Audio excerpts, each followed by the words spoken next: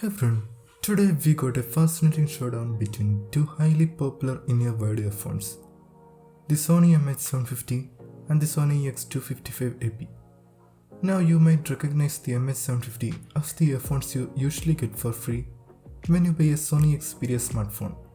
On the other hand, the Sony EX255AP has been my go-to earphones for all my music listening, especially during my daily commute.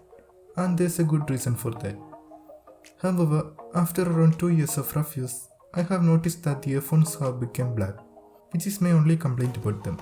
Having tested various in-ear earphones from different manufacturers, I can confidently say that the Sony EX255AP stands out with its comfortable fit and crisp sound quality. For me, it's the best in-ear style earphone you can get for under $30. Now it's available for 1,700 rupees. Now let's dive into the sound test and compare them both while playing TheFatRat's track Rise Up in both earphones, alternating between them to get a fair comparison. So without further ado, sit back, relax and let's see how these earphones perform.